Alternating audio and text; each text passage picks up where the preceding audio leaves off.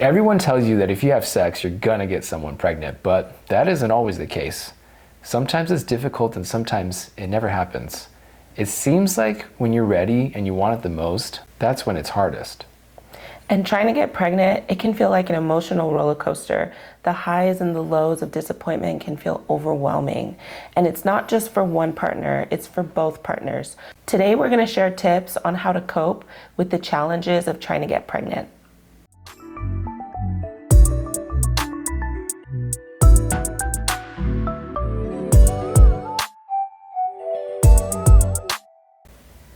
Welcome back to our channel. My name's Jack Hay, this is Steven, and between both of us, we've been practicing family medicine for over 25 years. We've also been childbirth educators for the last decade, and now we're parents to 4 kids, but our journey to parenthood wasn't easy. We also struggled trying to get pregnant, and so in today's video, we want to share tools that helped us to be able to endure the journey, as well as keep our relationship strong. So let's dive right in. So for couples that are trying to get pregnant, the first thing that is crucial is acknowledging and validating your feelings. Yeah. Because it's so easy to feel like you're completely alone with the process and what you're going through. And there's a range of emotions that are so normal to feel. Oh yeah, for sure. You know, from frustration to feeling anger, to feeling sadness, sometimes even despair. Yeah, feeling guilty. Feeling anxious. Yeah. Not being sure about what's gonna happen and or what you can do, or if it's your fault, or is there something you're not doing that you should be doing, or that anger. I felt some anger. Like, I'll be honest, like I was a resident, I was delivering babies on L&D, and I remember this one time where I was just like, we were trying to get pregnant, we weren't able to, and I was so angry because the woman I was taking care of was like a drug addict. And I kept thinking, she gets to have a baby, but we don't. Like, I was just so frustrated and angry about that. So there's like all sorts of that. Or like when Mother's Day comes around or Father's Day comes around, and like feeling that. First Mother's Day was super hard because we had so many friends at the time that were also getting pregnant while we were trying. Yeah. And so it just, I wasn't upset that they were getting pregnant. It wasn't like that at all. Yeah. It was just more so deeper longing. The grief of like, this isn't us. Yeah. You know, and I knew in my heart, like, it's gonna happen, but it just seemed, the longer that we were trying, it was like that hope was kind of like dwindling away. And I was like, okay, God, is this what you have for us, to just not be parents and to do something different? And that's when we started kind of thinking like, maybe we'd be missionary. I don't know, whatever God had for us to do. Yeah. But that process of just acknowledging those feelings, it's so important, because so huge. If you keep it inside and internalize it, it's actually working against you being able to get pregnant. Absolutely. The stress of it all can really actually make getting pregnant even harder. Right.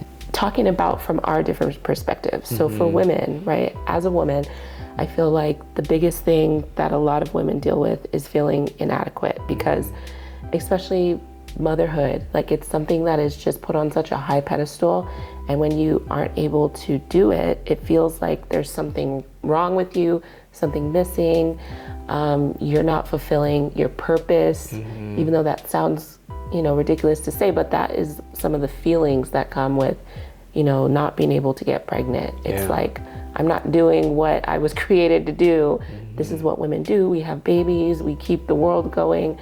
And so that inadequacy can be really deep, and it can lead to a lot of like sadness, and a lot of guilt, and feeling like it's all your fault, even though obviously, with infertility, it's nobody's fault per se. It's just the circumstances that you've been given. Yeah. But it definitely feels like that. Like, I remember, when we did all the testing, because, when you are not getting pregnant, you got to go to the doctor, you get the test to see what's happening anatomically in your body with your hormones. And then when they said like, okay, you have PCOS, that hit me like a ton of bricks, because I had no idea. Yeah. And it was just like, oh my gosh, like, it's me. Like, I'm the problem, you know, like, this is why we're not gonna have a family. And that was super hard to deal with. I mean, I definitely cried, you know, many times because it was just devastating. And even though I knew that there was treatment and stuff, it still was just like, gosh, like, I wish that this wasn't the situation. I wish it could be easy for us. Yeah. You know? So it was good that we were able to talk with one another and share what we were feeling during those times, because it's not something that you're supposed to go through alone. No, absolutely not. No. From a male perspective, and I don't think I've ever vocalized this to you, so this is something that I didn't do a good job of back when we were going through it. But before we got all the testing done, I definitely felt that same inadequacy. I kind of felt like that helplessness, that wonder of like, do I just shoot blanks? Like, am I not man enough to get my wife pregnant? Like, is there something wrong with me? And I definitely questioned that, and I wondered about that. When we got tested, then I knew, okay, I have swimmers, I've got an adequate number of them, and that helped me to kind of get over that part of it. Right. But then it led me to wonder, how am I going to be able to support you through this? And I know for guys who don't have good swimmers or don't have adequate sperm, women wonder how they can support their partners through it too, right? Yeah. So it goes both ways in terms of just, if we're not the one who has the medical issue that's causing the problems, how can we lovingly support the person who feels like it's all their fault? We think about those couples where both partners are completely healthy. Yeah. There is no diagnosis. Yeah. And it's just a mystery. Like, why can we not have a baby? Those are also such difficult feelings. Yeah. You know, because it's like, there's no rhyme or reason to it. It doesn't make sense. And I feel like, you know, especially when you're trying to get pregnant, all of those feelings play a part in not only your relationship and how you relate to others, but it's a really difficult process. Yeah. So yeah, for those who are kind of afraid to share how they feel, it's necessary. Yeah. You can't keep it inside. You really have to acknowledge it. Yeah, totally. And I would say that if you don't share it, that's a wall and a barrier that gets put up between the couple. And those are really incredible opportunities to deepen intimacy, to deepen trust, to really be able to be vulnerable. Because with vulnerability comes the ability to be loved more. Yeah. And that's a huge, huge thing that a lot of people miss out on in life because of just not knowing how to communicate their emotions, not even recognizing their emotions. Right. So that's the perfect segue. The second thing we would recommend is communication, because it's so important to speak up and to really ask for what you need, especially going through a really hard process. Yeah. And so you got to be able to openly speak with your partner, let them know like ways that they can support you. It's so important to actually create the space, put a check-in on the schedule every week to make sure that there's space created and time carved out to be able to have those really, really one-on-one, heart-on-heart conversations that are so crucial to this process. Because when things go unsaid, when there's feelings that are not shared, that can really drive a wedge in a relationship, right? Yeah, for sure. And I mean, I remember like when we were going through it, and you know, there would be times when I would need space and time, you know, especially after the appointments. Like, it was needing like a lot of just needing time to process. Yeah. And sometimes you might need to ask for that, or sometimes you might need to ask for, you know, your partner to just hold you and be close to you and spend time with you, and, you know, whatever it is that you need during that day or that week. Yeah. You can't be afraid to ask. Yeah, totally. And when you're going through the emotions of it, especially if you're feeling angry or upset or frustrated, it's so easy. Like, there's a strong temptation to blame the other person or to blame yourself or feel guilty. Right. And that's where I think it's like so crucial to make sure as a partner you're checking in and you're being compassionate, you're being patient, you're being loving, and you're reminding your partner that you're in it together, right, that it's not their fault. Just a lot of reassurance goes such a long way, and it really will foster a deeper, more intimate connection. So even if, like, hopefully things work out and they work out quicker because you're building that more intimate relationship, but even if they don't work out, you have a deeper relationship and a deeper bond with each other to be able to make it through it. Exactly, because I feel like the couples that do, there are couples where they don't end up having a baby, right? But it's that deep friendship that keeps the marriage going. Yeah. So that's important to just keep fostering that even as you're going through any tough time, you know, in your relationship. Yeah. For sure. So the third thing is talking about managing stress and even taking breaks. Yeah. So stress, totally inevitable. When people say, oh, don't stress about it, I mean, that's impossible. It's impossible. It's impossible not to stress about something so big and something that you want so much. Right. Right. So stress is inevitable. Got to find ways to manage it and get through it together. Right. Yeah. And that's the biggest key, I think, in those that can do it well, is that they didn't let that stress consume them and bring them into a place of despair. Yeah. Because you can't do anything once you get to that place. Yeah. And so both partners working together to be able to really manage all of it, like the feelings, the physical stress, everything, is really important. Yeah, and I'm just kind of thinking about our journey through trying to get pregnant the first time, and I remember us going to the gym and playing basketball and going on walks through Portland, and it was actually a really fun, kind of exciting, adventurous time.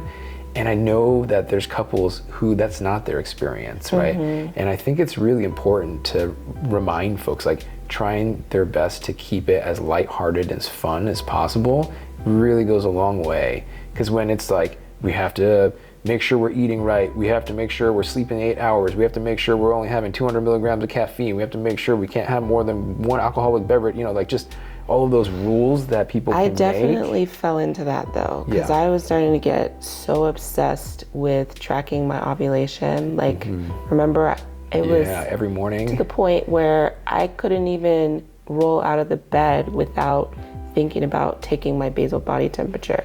And I would actually, there was a couple days when I forgot and I went to the bathroom and I was like beating myself up, like, how could you forget to do this? And you start to become neurotic. Like it's a thing where you just get so obsessed over the details of it. So it's super important, I think, to take breaks and to just find ways to not have to have so much stress. I remember that bracelet. I ended up getting one of those ovulation bracelets. Yeah, the Ava? Yes, and it helped so much because I didn't have to have it on my mind every single day. Yeah, it wasn't on you. No, it just did it automatically. So little things like that to just kind of take stress off where you find yourself getting a little bit too intense with the process. But I mean, it's just a part of the journey, you know, like when you want something really bad, you're gonna do whatever it takes to try to get it. So there's, you know, depending on your personality, temperament and stuff like that, it can be really easy to get super anal and just stressed and rigid. But obviously it's supposed to be fun trying to have a baby.